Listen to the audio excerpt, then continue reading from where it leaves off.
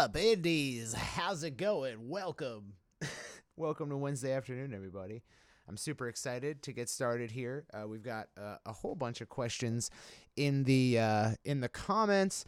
If you've got a question that has not been asked in the Facebook comments below, please leave them in the YouTube comments to my left, right? Or I guess my right, according to you guys. And just let me know what your query is, and if we got time, we will get to it. So let's crack right into it. Katie Thompson asks, "Hi, Circa. Album launch questions. I'm currently in planning mode for my album release in August. What's tripping me up at the moment is that I crowdfunded this album and also have a Patreon page. My patrons and a group of the backers get an all-access pass. So I'm thinking I would give them access to the album experience first. I could run them through this 2 weeks before everyone else, right? Are there any negatives that you can see by doing that besides a huge amount of work?" Next question. Okay, so let's first address that, and I'm going to do a screen share here, but it might look...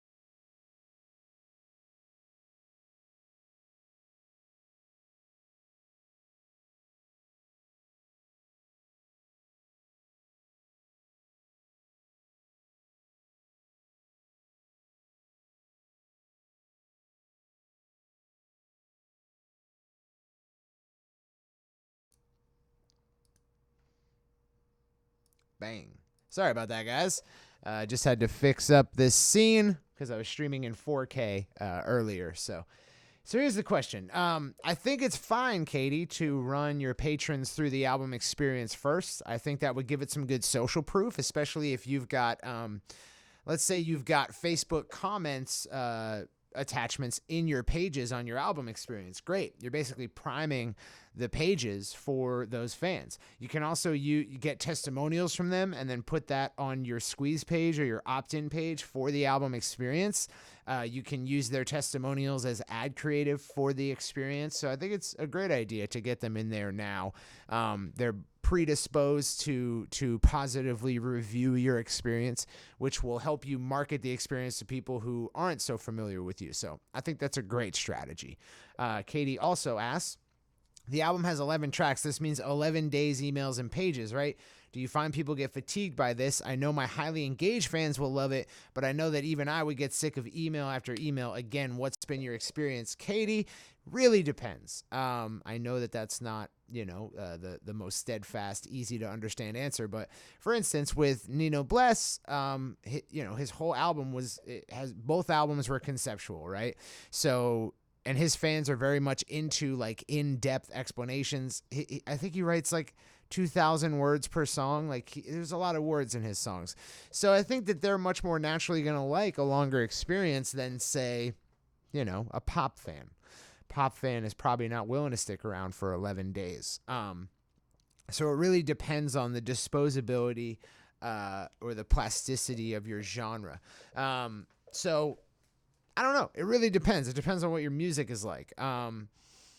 For a lot of genres, 11 days can be too much. At the same time, I think indies are much more likely to think that their album launch is too long and be wrong than think that it's too short and be wrong.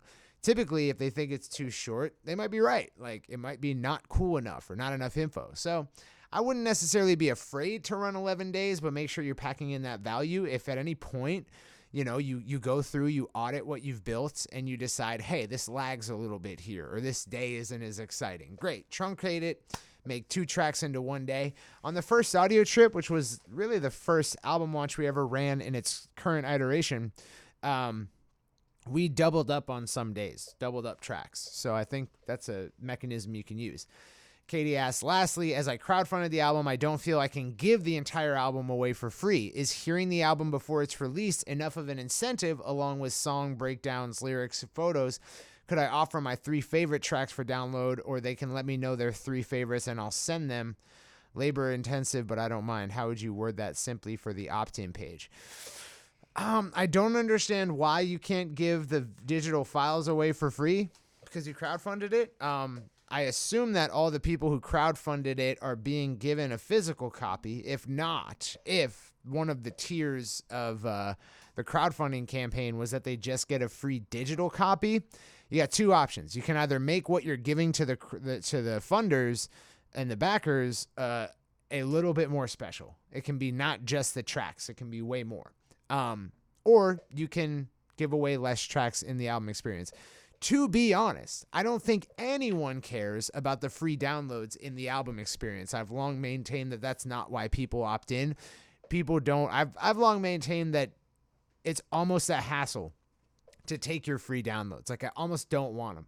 Just because, like, I have to download them and then I have to listen to them on my computer. If I want to listen to them on my phone, I got to sync them to my phone. I'm listening to them on a different app than every other piece of music I listen to. So I'm listening to it on my phone's music player as opposed to Spotify, which means I'm less inclined to listen to it commonly. So I don't think it matters. I really don't think it matters whether you give downloads or not. You're trying to make a cool experience for people, an interactive experience that represents the album but isn't the album. So I don't think it matters how many tracks you give for a download.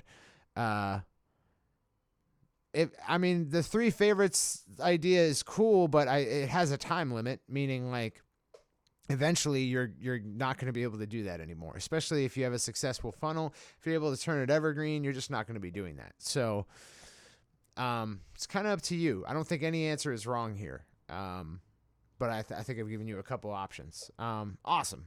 Thank you so much for your questions, Katie. Thank you. Love your work. I appreciate it, Katie. Thank you so much. Guy, good to see you again. Asks, hey, Circa, I've got a new fan finder vid, so I'd appreciate you telling me what you think. Also, what do you think is the best of these headlines, or do they all suck? Am I too old for this? ? Dance music is so easy to make. Watch. Still feeling it in my 40s. All right, let's check out this video real quick. Let me make sure that my audio output capture is working. Let me just make sure this is muted. Ah, there I am. All right, cool. So let's go out to YouTube's.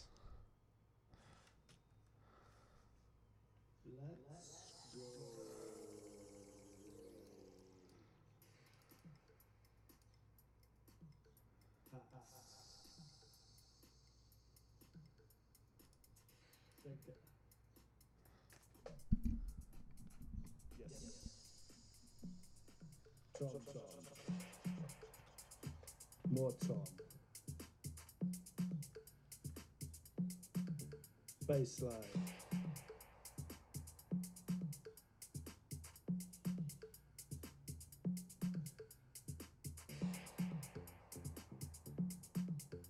Oh yeah.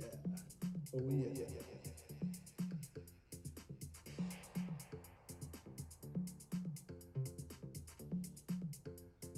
Kick drum.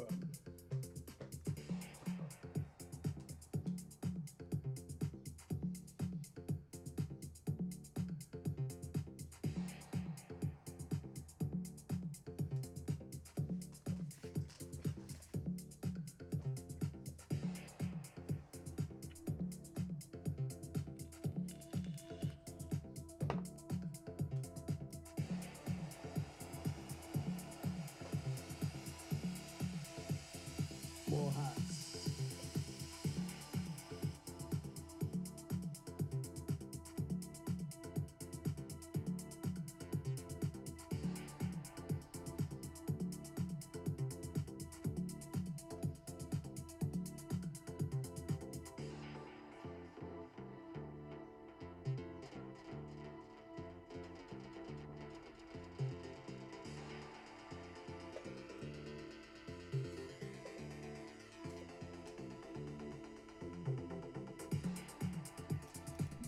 All right. So, first of all, fly gear, dude. I think I saw a Korg K oscillator in there. Is that true? Let me know. But yeah, I dig the gear. I dig the vid. I think it's a big step up because you're walking us through each instrument, which keeps me a little bit more engaged. I think one of the headlines playing on your age is a good intro because like it's kind of saying like, look, if you flame me for being an older guy doing this kind of music, like you're obvious, right? You like no duh. I said it in the headline, which kind of dissuades people from being dicks. So I think one of those headlines is great. The video kind of drags on a little bit. Like there's opportunities to tighten it up. I went through this with my recent loop video that I took right over at this desk. In the group, people were like, you should speed up the intro. And so I did. And it was actually a lot better. So other than that, I have no comments. I would say that one of the am I too old for this or still feeling it in my 40s headlines is Bess. I feel like dance music is so easy to make. Watch is inviting hatred. Someone's going to disagree with you. But if that's not something you mind, then that's fine. So yeah, I think that either of those will work. And yeah, I think the video could be a little bit faster paced, but other than that, great. It's awesome. I mean, it's a clear juxtaposition there. You've got all the gear in the world, cool setup. I dig it. Okay, moving on. Denise asks, oh, thank you for your question, guy. Denise asks, what's up, Denise? Just got approval for reference transactions via PayPal, hoping to enable OCU in ClickFunnels. They gave me new APIs. I have not tested it yet, but I'm wondering if you think I will need Funnelish. I noticed that you mentioned that in a comment in the community, so I wondered if that is just needed for those without reference transaction approval.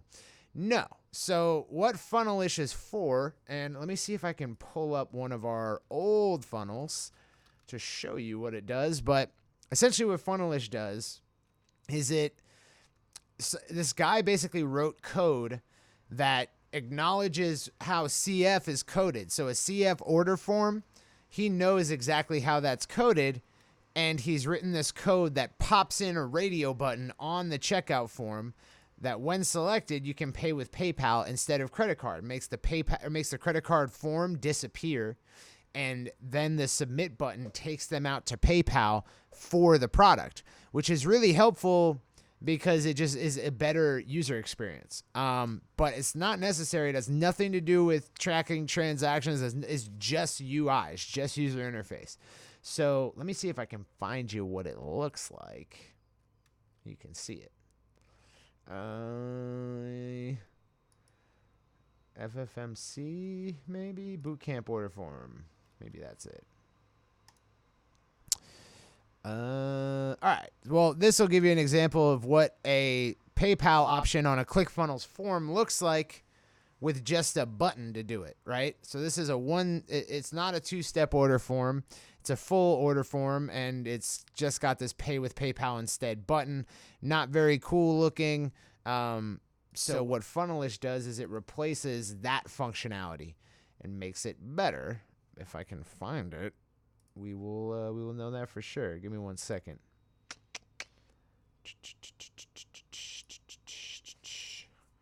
Enroll today. Enroll in Fan Finder. Testville. Enroll. Hey, come on now. I don't know if I can find it, but it just pops out a radio button. Maybe I can find an example on their site real quick. Let me see here. Boop, boop, boop, boop, boop. Out of the box. Clap, clap. Back in the box. Clap, clap. You guys remember that? Out of the box? Do I look like a crazy person right now? Okay. Yeah, I guess I can't find it, but let's check it out on their whatever their sales page is. There it is. All right, so yeah. This is what it looks like. All right, maybe they have it installed on theirs. So this is the Funnelish checkout for the ClickFunnels PayPal app. So if I just put in this info here. Yes, I want the PayPal plugin. Okay, see this? Credit card right here. So these are the radio buttons for which product I'm buying. And then I have this credit card radio button and a PayPal radio button. And when I click that, It's the same exact order form. It's just that when I click this, yes, I want the PayPal plugin, instead of submitting my credit card info, it's going to link me out to PayPal. Let's see what that looks like. Bang. There I am. So yeah, it's just a UI change. A pretty significant UI change, though. Like, not to downplay it. It's what they did was badass. I don't know if it's worth $30 a month to you, because it's really about the volume. If you're a high volume ClickFunnels user, you get a lot of sales, then this could improve your conversion rates for customers who want to use PayPal. So first of all, you got to be doing enough high volume for it to be worth $30 a month just with your existing customer base. Then cut that in half, or like 40%, to get just the PayPal users. Then chop that down to get just the people who are like, I got to press a button to go to PayPal. I don't even care anymore. And those assholes, that's who you're helping with the radio button. So is it worth it? It depends on how much you use ClickFunnels, how much volume you're getting, and how much failed transactions or abandoned carts you get because you don't have it. Other than that, doesn't do anything else. I'm going to move on to your second question. Denise asks, been running my free plus shipping and handling for about 8 weeks now. Running this to grow audience for next release, which will be more comprehensive launch. Okay. Been running the free push shipping and handling so that you have a nice customer list and audience for the next release. I will book time with you to strategize more about that. Looking forward to it, Denise. By the way, guys, Denise Walker is the mother, I believe. Correct me if I'm wrong. I hope I'm not wrong there. Of Chase Walker. Badass blues guitarist and musician. And she's taken it upon herself to learn all this stuff. Not only that, she's learned it. Like, there are people in the group who have a lot of trouble with this stuff. Maybe they're, a little bit pre-internet. They were around for a while before the internet existed. And it's a very new skill to them. Or some people just don't have good tech bones, and that happens. Denise is amazing at all this stuff, and she's doing it for her son, which I wish I had that when I was growing up. Someone who's willing to just get their hands dirty, learn a whole new set of skills to help my music career. You are awesome, Denise. Okay, I created a 1% and 2% lookalike from the roughly 1,100 purchase pixels. You sold 1,100 records? Dude, nice. So far for this offer, that has worked great. 1, does the audience built from the pixel auto update? I don't know. I know that video view lookalikes auto update. Let me see. Current best practices. I'm pretty sure they do. I know that the custom audience does. I know that custom audiences do. I don't know if lookalikes built off of custom audiences built off of pixels are dynamic. Let's see here. You can see it was updated by visiting. Okay, yeah. You can do that. So yeah, if you go to Business Manager and you look in your Audience Manager, you can look at the date under the availability column, and it should tell you when it updated recently. I think you can also check out more stats about your custom audiences there. Should let you know, but I'm pretty sure they're dynamic. I'm pretty sure that I know that your pixel custom audience is always updating dynamically. Therefore, I think your lookalikes update dynamically. I need to know this now. I for the longest time, I know that video views did.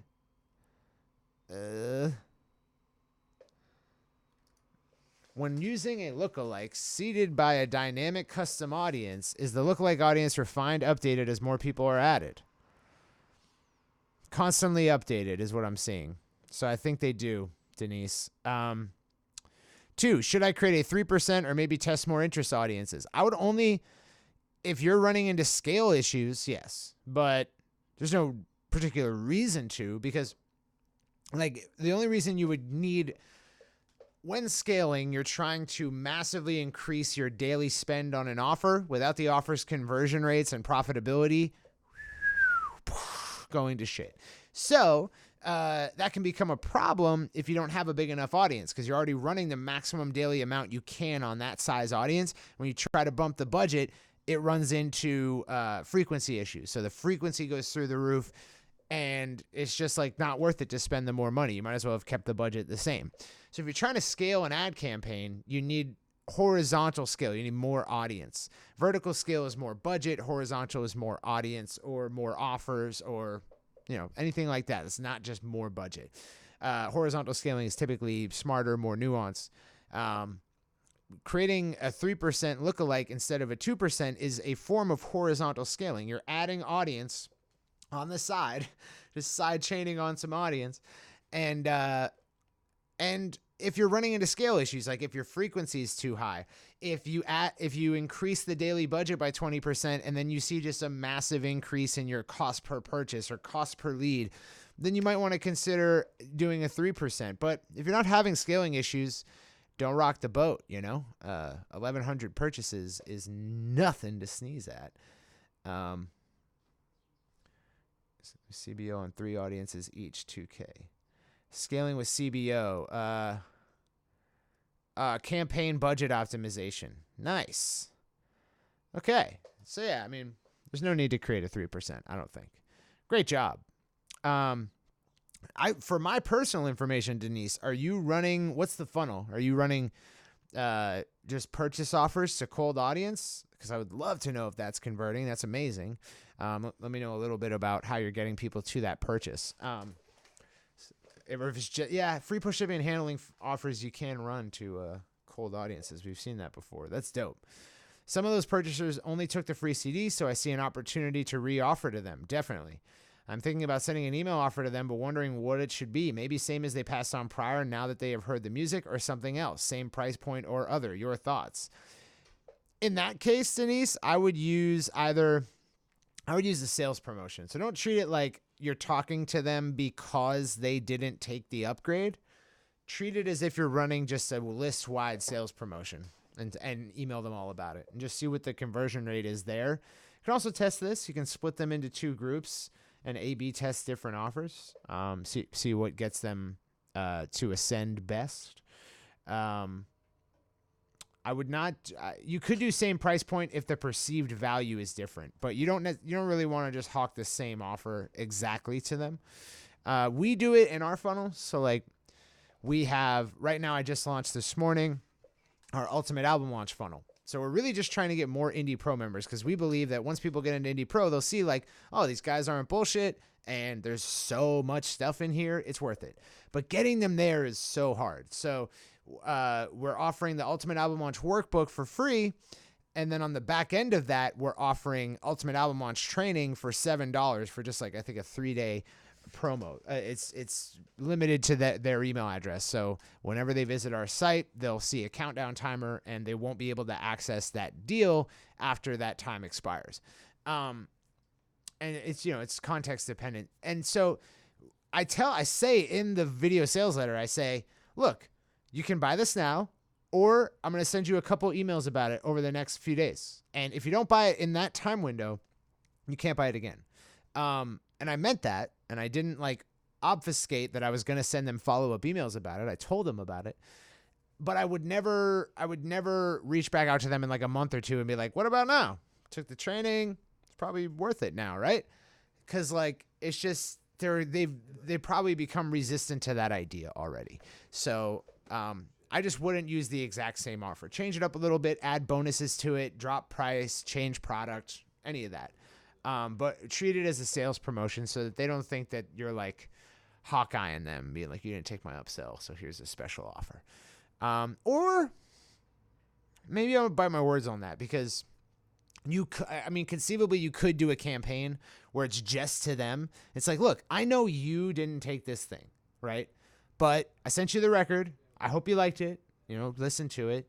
And I wanted to see, if you would be interested in this now. And if you do take it now, I'll throw in this extra thing. That might be cool. So, and then lastly, do you have other ideas about cool things we can do to nurture this group? Definitely follow up with them every week. Keep them engaged. If you've got recurring content, great. Send it to them via email. Don't be afraid to do that. If you're not emailing them once per week, they're losing interest. And you're kind. What happens is people are like, oh, but people unsubscribe when I email them once a week. Yeah, those people are always going to unsubscribe. All you were doing was ignoring the people who won't to preserve the people who do and continue to pay for them on your list, even though they're a ticking time bomb that it's going to go off the second you try to communicate with them. So don't worry about those people. Get them off your list and communicate regularly with the people who do care. Okay. Killing me on fulfillment. Yeah. Oh my God. Are you doing self-fulfillment on that? Denise, I would talk to Corinne about maybe implementing 3PL. I don't know if it's worth it for you guys. Corinne's our third-party logistics expert. I'm an idiot when it comes to it, but maybe she says, okay, it's time to do 3PL. I'll get you set up. So I would reach out to Corinne about that. Awesome. The share funnel, right? The share funnel is humming along. To cold audience. That's so badass, Denise. Is that profitable? Is that a profitable funnel right now? Or you're just doing customer acquisition, taking a hit, and then later on upgrading and doing the lifetime value? Let me know. If that's a profitable cold audience funnel, that's fantastic. That's awesome. And I will definitely be case studying that soon because it's something that every single time that we try to go to a cold audience with anything but introduction, we get bit in the ass every single time. And I'm waiting for the day that someone's like, dude, I'm getting leads from cold audience. Never heard of me before for like $1. And I'm like, what? So please let me know. Greg, can you log into my ClickFunnels account? It is saying I don't have Stripe set up, but I swear I do. I don't know what the deal is. Where can I send you the login? I just changed the password for you and we'll change it back after this session. I don't particularly feel comfortable logging into your ClickFunnels account, Greg. Brett Newski's the man. Don't listen to him, though. Don't listen to him. 30% profit, dude. That's so badass. 18K growth. Dude, what the F? That's awesome. Free push shipping and handling funnels, man. They're the best. That's so cool. I'm so excited for you. Just keep running that. Scale that, baby. That's fantastic. Yeah, so you're in scaling territory. Man, we should put out some. The thing is people so rarely get to scaling that we don't really put out information about it. But now that you're in that territory, I'll send you some good information about scaling, or I'll do a podcast episode. I'll do something about it. I'll talk about scaling, but ultimately what you're trying to do is increase the audience so that you don't bump up against the audience size, and increase the budget so that you're distributing to more audience without tanking your profitability. The methods we use to do that is we obviously need more audience, so we spin off different lookalikes than we had otherwise. And then we obviously raise budgets. We try out new creative, just so that the likelihood that you have a great running ad set, right? It's doing great. It's running profitably. And you want to get more scale, but if you touch the budget or you touch the audience, something might go wrong. So if you have more creative and more audience to run, you can basically have the same offer converting at that same rate and bump it up. So you'll be spending more per day. So different options there, but that's awesome. That's such a cool outcome. I have to get a testimonial from you on that. But thank you so much, Denise, for your question. I hope I was helpful. Let's see. Let me reload here.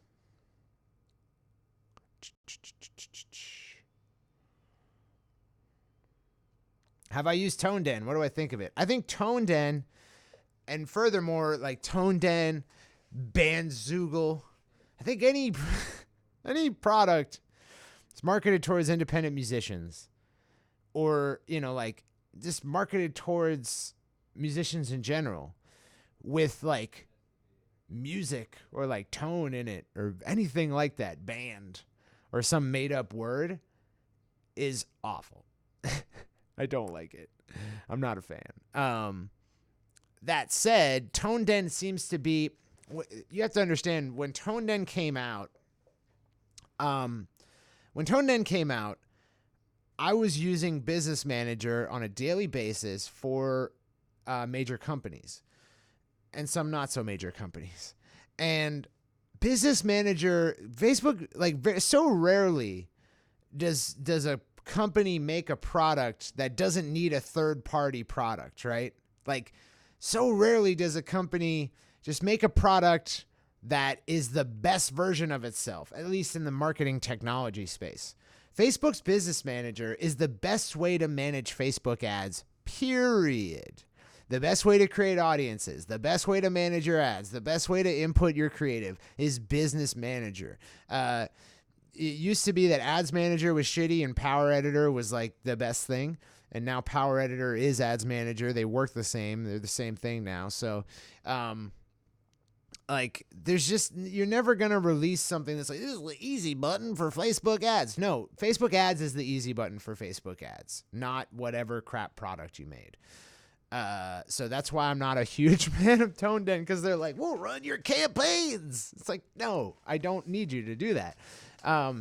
The one cool thing, like ToneDen, I think would be a rock solid company if they came out and their main product that they were trying to pitch was those lassos, social unlocks is what I call them, but they call them lassos. And what they are is they just release content when they integrate with all your socials so that people can complete social actions to unlock content. It's like a social opt-in, which is cool and useful for tons of different scenarios. But they push a bunch of bloatware on you, like use our email marketing. It's like, I'm good, ToneDen. Thanks, though. Like, I've never heard of you, and you're trying to beat like huge companies at their own game. Like, you're not gonna do it. So I have a love-hate relationship with ToneDen. I wish they had just come out and said, we are lassos, social unlocks. We charge a very cheap price for you to have this functionality. We coded it up. It integrates with the API of SoundCloud and Facebook and YouTube and all these different things. That's great. But that's not what they did. They were like, yeah, we got lassos, but we'll also manage your emails, MailChimp or, Get Response or Aweber. That's who they're competing with. We'll also manage your Facebook ads. No thanks. I'm good. I'm good on that, ToneDen. I actually had a chance to speak to their founder.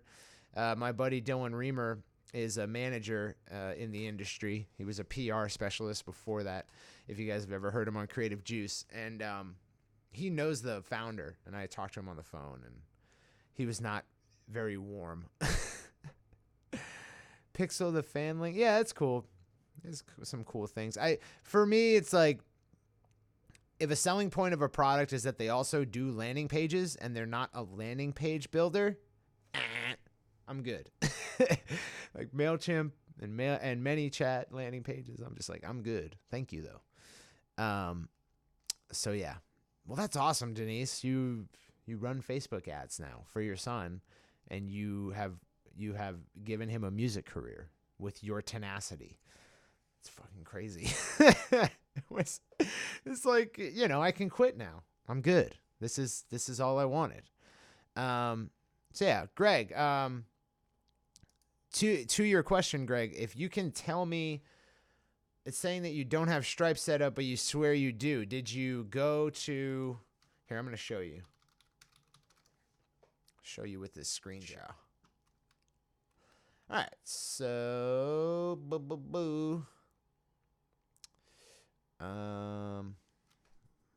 payment gateways. So yeah, go into your menu, go to payment gateways, and you would check your Stripe, right? So edit account if it's already set up, and you would click connect if it's not connected. But what I would do is just like delete it if it's giving you trouble, and then reintegrate it. Here you go to connect. You can disconnect it if you like, and then reconnect it, and you shouldn't have those problems anymore, good sir. So that is my recommendation. So yeah, well, this has been pleasant. Denise is murdering it. That's so badass. Free push shipping and handling to cold audience. Ill. I'm gonna ask so many more questions about this.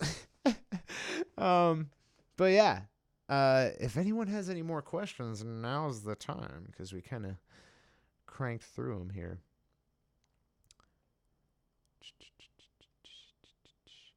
Oh, Denise, what? Who's your main? Have you checked out Ads Manager Breakdown yet to see like what ages and genders are purchasing, doing a bulk of the purchasing for this offer? Because I'd be interested to see if young people are buying the free CD. I give you Entrepreneur. Go ahead, you run it. You got it. It'd be very interesting to know. Let me see here. I don't think we have any more questions.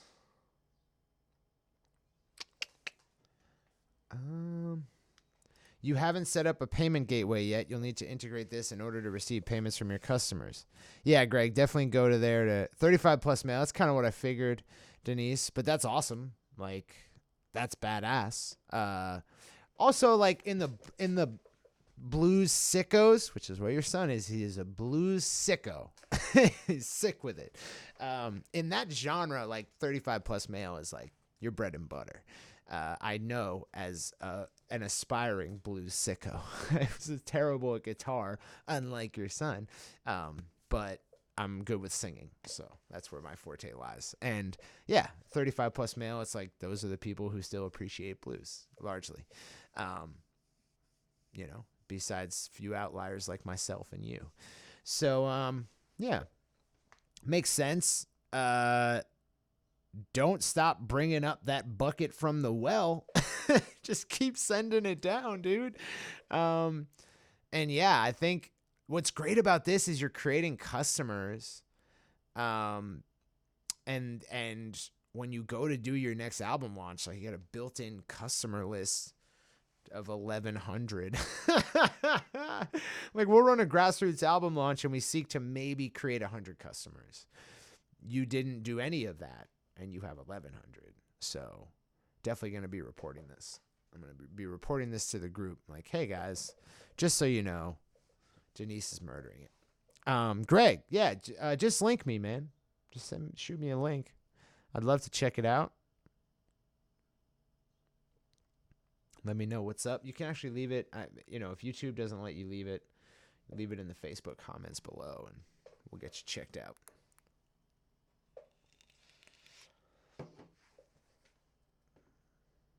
Let's see here. Why isn't this loading? You guys like the lighting in here? I just got these China balls and I threaded them through the roof with extension cords, the ceiling rather. And I think it looks pretty good.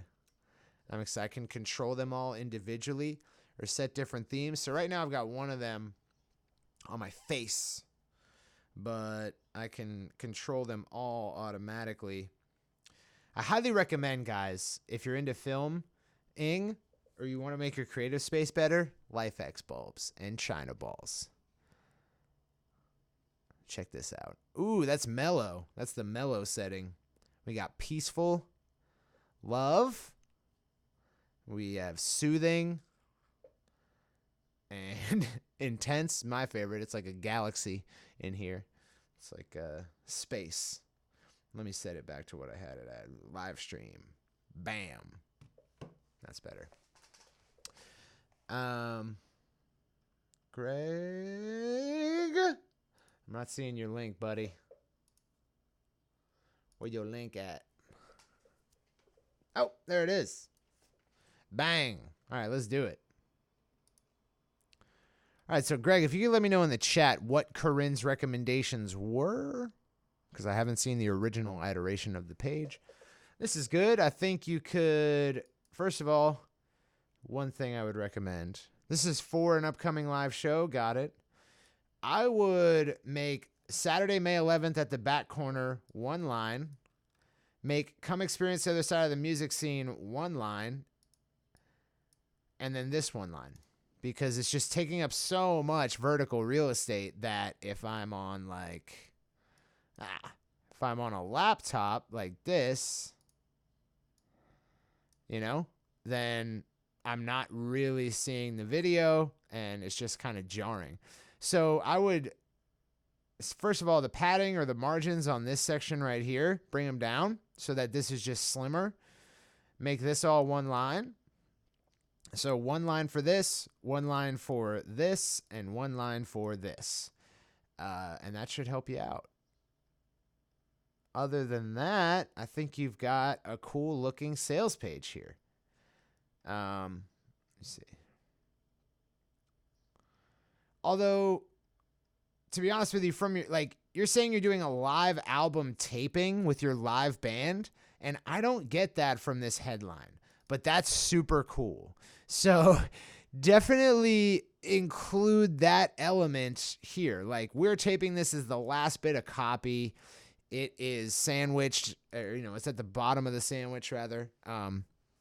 So I would just like change come experience the other side of the music scene and be immortalized while you do it to like, we're taping a live album and you're going to be a part of it. That kind of thing. Like, we're doing this, man. Because that's a dope idea, dude. You killed it. We got yep, very cool. 2-step order form. I'll make this a little bit more bold and more indicative. Like, remind them what they're getting. Remind them that they're going to be a part of a live taping. Those are my recommendations. But other than that, dude, you got a great sales page here. You got frequently asked questions to overcome objections. You've got all the basic printers going to be there. That's awesome. That's tight, dude. Well, you're going to kill it. Also get BP's help, dude, because he's down to help market shows that he's a part of. And he's good at it. So, yeah, that's tight, dude. It's a great idea. Don't let people not know that the second they land on the page. That's my advice, man. Great idea. And I mean, I'm not sure what it was before, but it seems like you've done some work on it. Change the favicon and remove the ClickFunnels branding. Yeah, good job. Yeah, that's good. But also make those changes I recommended.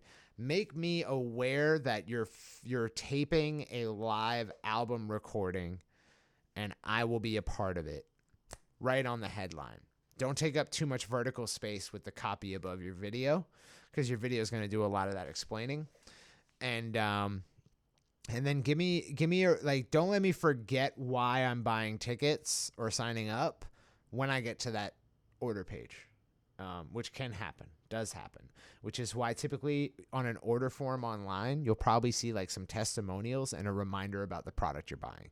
It's because they don't want you to lose the juice while you're checking out, which can happen. So those are my recommendations, man. Guys, we got through it quick today. I am about to go storyboard at my first music video. I'm shooting, not my first music video that I was in, but the first music video I'm filming.